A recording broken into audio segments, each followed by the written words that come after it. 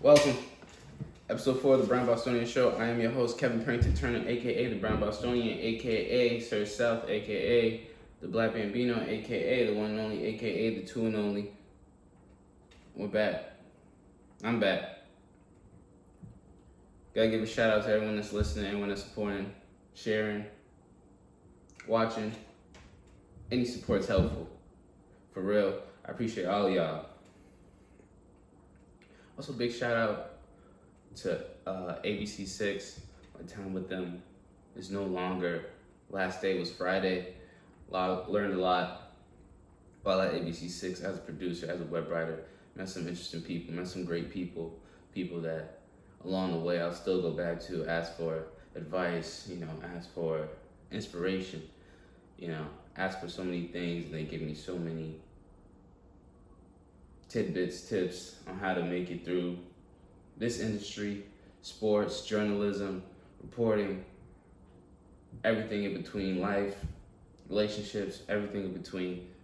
I used to work on the weekends there. It was a interesting time, ups and downs, man. That's all you can really hope for, especially with live television. That's all that's gonna happen, So big shout out to ABC6 for letting me get my foot in the door. That was huge, and I appreciate everybody for that, So I'm ready to embark on this new journey, new step. Still gonna be, in New England, different state, but nonetheless, it's gonna be an exciting time. However, gotta get back to the game. Friday night, Josh McDaniels versus Bill Belichick. Last game of the preseason. Las Vegas Raiders go up against the New England Patriots. Let me start by saying, once again, nobody started. Mac Jones started. Derek Carr didn't start. Waller didn't play. The top guys did not play. But nonetheless, the Raiders beat the Patriots 23-6. Patriots did not score a single touchdown. Not score a single touchdown. Mac Jones threw for 71 yards, completed 9 of his 13 passes, threw 1 interception. The interception he threw was not a good look. I mean, maybe from a different perspective, but from our perspective, it was 4 or 5 guys around him, 4 or 5 Raiders jerseys surrounded him. It did not look like a good look, good decision from him. But nonetheless, Bailey Zappi, he threw for 84 yards, completed 10 completions on 14 passes with 1 interception. The offense is definitely in trouble. I don't think there's any question about that. Without Josh McDaniels, who's now the head coach of the Raiders, I think it looks pretty bleak for the offense now.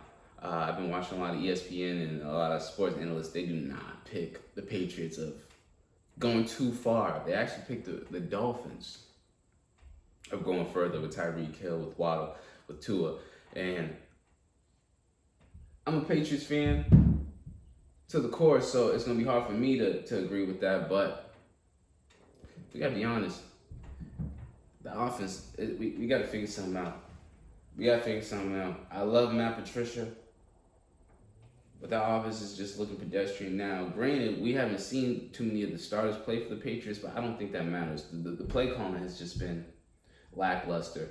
And, of course, the preseason is meant for the guys on the 50th spot, 52nd spot, 51st spot. It's for the guys that are fighting to compete for a job, for a spot on the team, on the roster. But, however, you usually see some good highlights, some good high points, and it's always been the defense.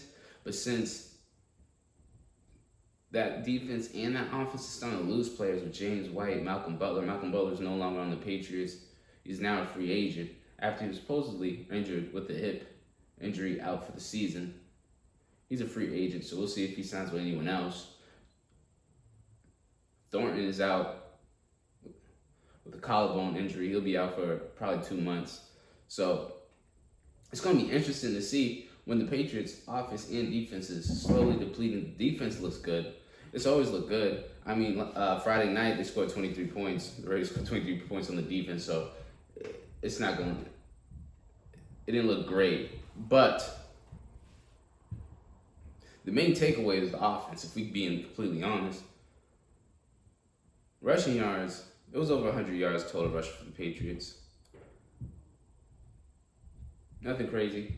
We still got to see what Hunter Henry does as a tight end. There's so many things we need to see, and my concern is we haven't seen any of it in the preseason. We barely saw it from Mac Jones, and I guess we're just going to see it the first game of the season. That's not something I'm too keen, I'm too excited on. But I'm sure a lot of teams go through it, but I would have liked to see more energy coming from that Patriots coaching staff. We saw the joint practices with the Carolina Panthers and the fights going on, and then eventually when they got on the field, they handled business. It was a low-scoring game, and I think a lot of games this season are going to be low-scoring. I don't see any game where the Patriots score 40 points, maybe one, and that one is going to be a shootout from both sides. So I hope the Patriots can make a change. I don't think it's necessarily the play calling all the way. Yes, I would like to see a little bit more creativity in that play calling, especially with the guys they have. They don't have scrubs. Don't get it twisted. The Patriots do not have scrubs. They just don't got stars. There's not one star in that Patriots offense. Andrews, that's an offensive guy. He's an offensive lineman guy. Love Nelson Aguilar, but nope. Love Devontae Parker, but nope. Sorry, Devontae Parker can't make any separation with his cornerbacks. He can't get any separation. He's a tall guy. He's a big guy. He can catch over guys. But he can't get any separation. You throw two guys on him. You throw a safety over the top. What's he going to do? And that's if Mac Jones can thread the needle and throw it in the perfect spot. We got to see what happens with Mac Jones and his development. Because honestly, this preseason, I haven't seen everything that I need to see. I only seen a couple throws from him. And I can't even analyze that too much. You see what happened with Tom Brady. He's not even playing the preseason. You see what happened with so many starters. We don't see the preseason. It's the first game where we see what guys are really made of. And even the first game it could be a fluke. Because somebody has to win and somebody has to lose in that first game. It could be end up being the Super Bowl champions. Someone has to lose. So it's the first 4 games of the regular season that's going to really determine, really make people see what teams are really made of, what they got, their identity. Although their identity isn't going to be shaped until later in the season, of course. However, with the preseason only being 3 games and we saw what happens and nobody plays, the guys get injured, guys get cut, guys get traded. It's going to be a long season, man. As for the Las Vegas Raiders, shout out to Josh McDaniels. They have a great team. It's just tough that their division is going to be so hard to get out of. So hard to get out of. So many changes to that division. Still got to face Patrick Mahomes. Still got to face Patty Mahomes. Still got to face Russell Wilson. Still got to face the Chargers. And the Chargers are low-key a good Super Bowl contender. They got Eckler. They got Keenan Allen. They got so many guys on defense, on offense, where they're explosive. They was good last year. They just missed the playoffs. But that division is so tough. But I do believe the Raiders can make it happen. Their offense is very talented. And with the offensive coordinator as a head coach, I expect that offense to be lethal. Lethal. Derek Carr, he's not a superstar. I don't think he'll ever be a top 10 player in the league. I don't think he'll ever be a top 5 quarterback in the league. But if you give him the right tools, I think he can go crazy. I mean, yeah, Michael Crabtree and those guys, he went crazy. In my opinion, he had a lot of shootout games. He could throw the ball. He could sling the ball down the field. He's accurate. He could roll out the pocket. He could run. He doesn't fold under pressure. It's that defense I'm worried about, truthfully. And honestly, that division's tough. It's very tough. I would love to see what happens with the Broncos. The Broncos are going to be the tough one. Speaking of which, on the Raiders, staying on the Raiders, Jarrett Stidham played, which gives me a fan theory of, I don't think Belichick wanted Jarrett Stidham.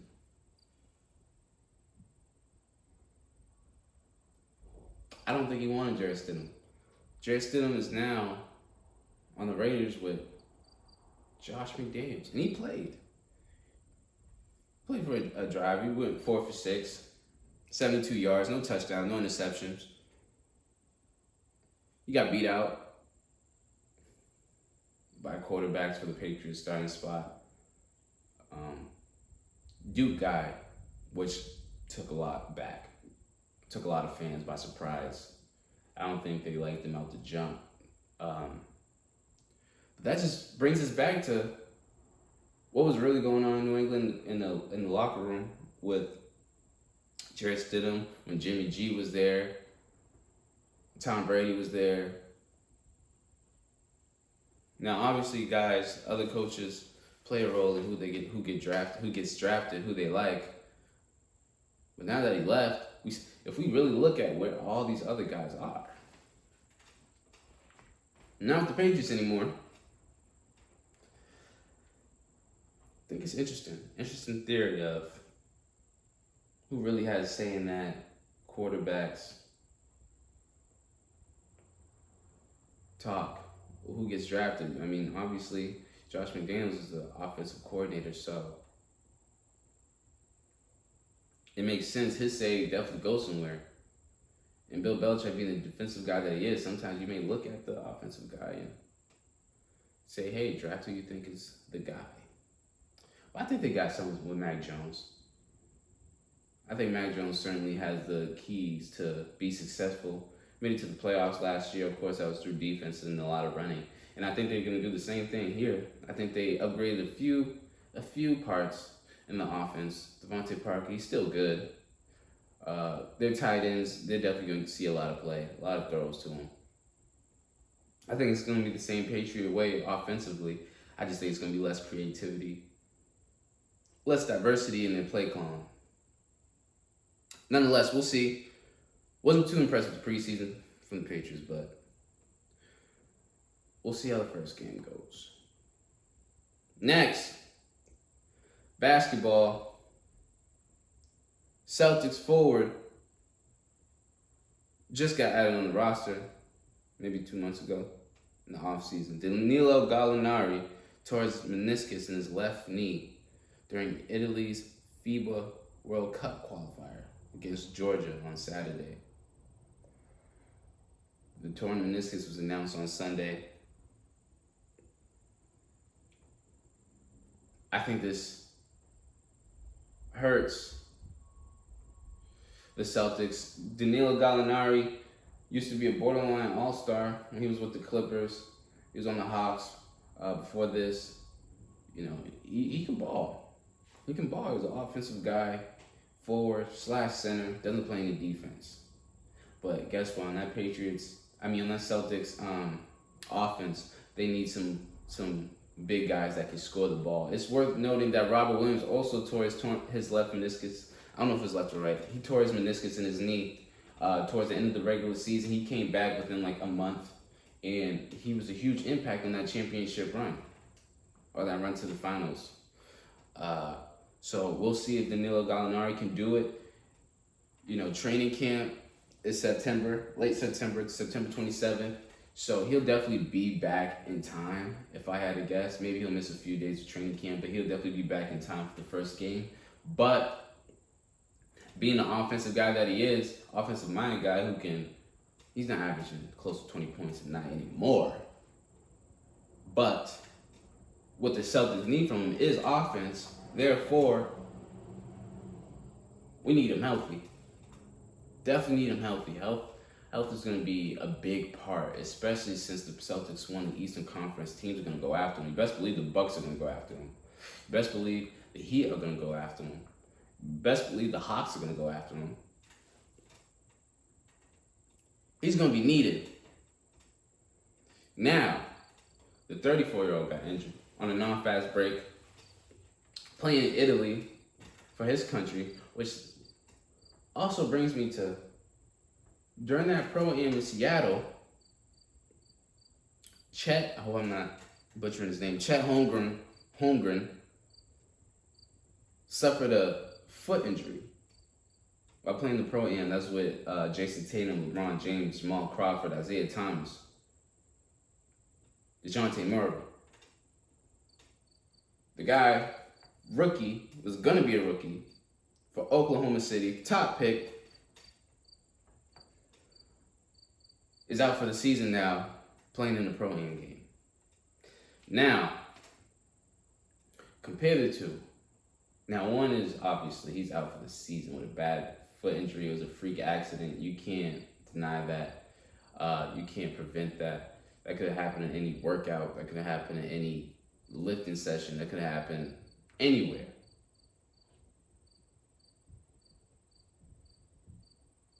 However, Gallinari also playing for his country.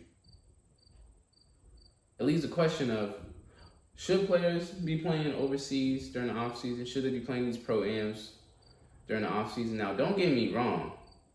I love it. Especially today's social media.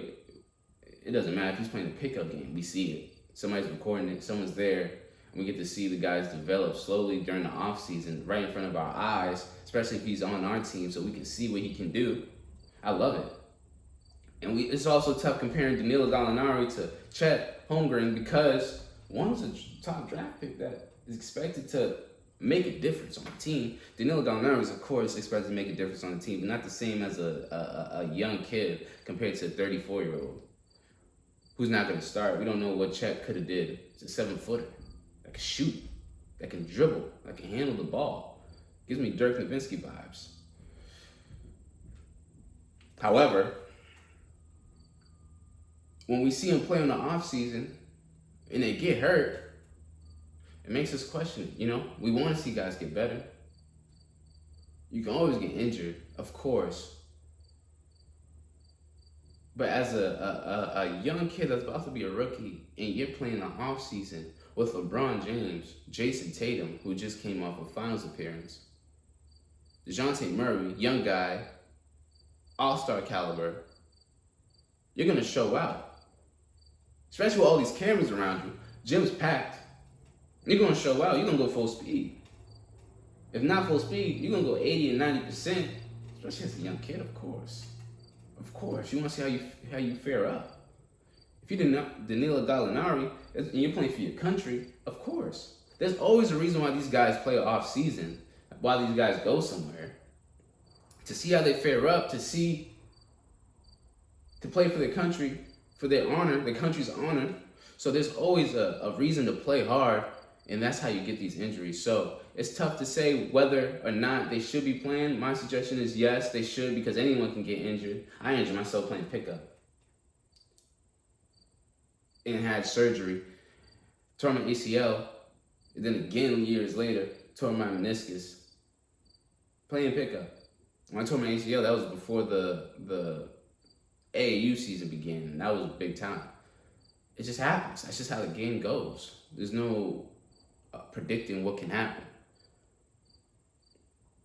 But best believe, I think after this season, after this off season and the regular season, best believe, I truly believe that teams are going to start making some changes. It's going to be in guys' contracts, where they can play, where they can't play. Let's not forget how monumental we see some of these guys when they on the off season, when they decide to come to the hood and play in front of kids that can't afford tickets, people that can't afford tickets. They come to the hood, they show out. KD dropped 54 at the Rucker. Kobe dropped 50 something at the Rucker Park in New York. NBA players go to Dykeman. Rico Hines. Now Rico Hines might be different because it's a 5-on-5 pickup game. They work out before. It's really just a bunch of Division I players, overseas players, and pro players. Some fighting for contracts, some just trying to stay in shape. Whereas you get these pro-ams, they're fighting for a job, fighting for a living. And you go to the court in the Rucker, you got some guys that are just fighting for a name, trying not to be embarrassed, trying to get noticed, trying to get put on the map. You don't know where they are mentally. They're not gonna let you go for an easy layup, especially if they're from that neighborhood. So it's a tough slope. it's a tough slope. You can't really put a name on it. You can't really put a tag on it. Nonetheless, I love it. I love it. And, I love the WNBA, but during the summer it's tough to get some sports. I love my Red Sox, of course, but it's the only basketball we get. So of course I want to see the Division I guys go up against the pro players, or the #1 high school guy go up against Trae Young. Steph Curry was just at Rico Hines. That was exciting to see.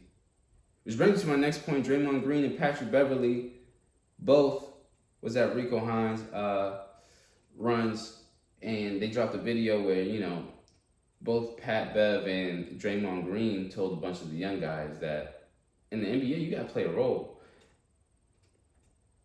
I know in high school and college, guys go off and average 30. Even in college, guys average 19, 18.